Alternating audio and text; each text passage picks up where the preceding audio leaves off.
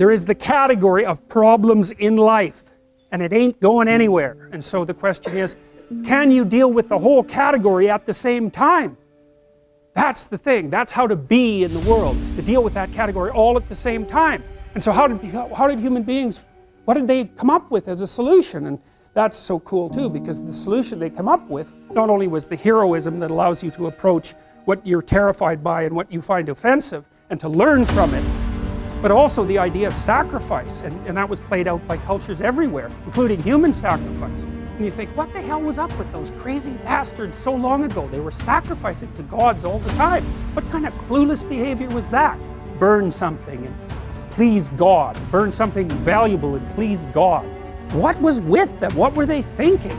Well, they weren't stupid, those people. If they were stupid, we wouldn't be here. They were not stupid, and believe me, we lived under a lot harsher conditions than we do. So those were some tough people, man. You know, back then you'd last about 15 minutes. So you don't want to be thinking of your ancestors as stupid. Like, there's no real evidence that we're much different cognitively than we were 150,000 years ago. So anyways, sacrifice. What does that mean, sacrifice? Well, it's a discovery, man. It's the discovery of the future. It's like the future is actually the place where there is threat, and it's always going to be there. So what do? You make sacrifices in the present so that the future is better. Right.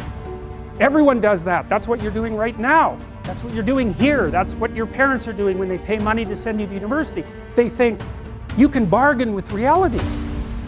It's amazing. You can bargain with reality. You can forestall gratification now, and it'll pay off at a place and time that doesn't even exist yet. It's like, who would have believed that? It's like, that's a miracle that that occurs. And it's not like people just figured that out overnight. You know, we were chimps, for Christ's sake. Like, how are we going to come up with an idea like that? Well, it's like, well, we thought about it for 7 million years. And, you know, we got to the point where we could kind of act it out. But we didn't know what we were doing. But it emerged like a dream. So the terror of the future is a dream. And the solution to the dream of the future is another dream. And it comes out in mythology and in fantasy and in drama, where you act out the sacrifice. And then it's a step on the way to full understanding. So we can say sacrifice now instead of doing it, you know, although we still do it. It's just not concretized like it used to be. We do it abstractly. And we all have faith that it will work, you know, and we also set up our society so that it'll work. And one thing about, you know, I'm not a fan of moral relativism for a variety of reasons. There's a sacrificial element in maturation, right? You have to sacrifice the pluripotentiality of childhood for the actuality of a frame. And the question is, well, why would you do that? Well, one reason is it happens to you whether you do it or not. You can either choose your damn limitation, or you can let it take you unaware when you're 30. Or even worse, when you're 40.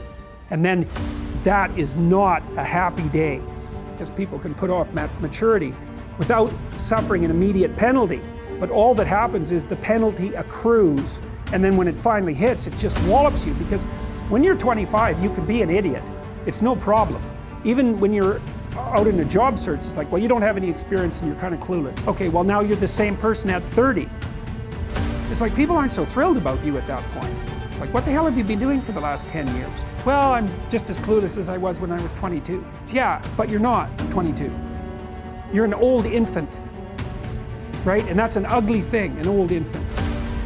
So, part of the reason you choose your damn sacrifice, because the sacrifice is inevitable, but at least you get to choose it. And then there's something that's even more complex than that in some sense, is that the problem with being a child is that all you are is potential, and it's really low resolution. You could be anything, but you're not anything. So then you go and you adopt an apprenticeship, roughly speaking, and then at least you become something. And when you're something, that makes the world open up to you again.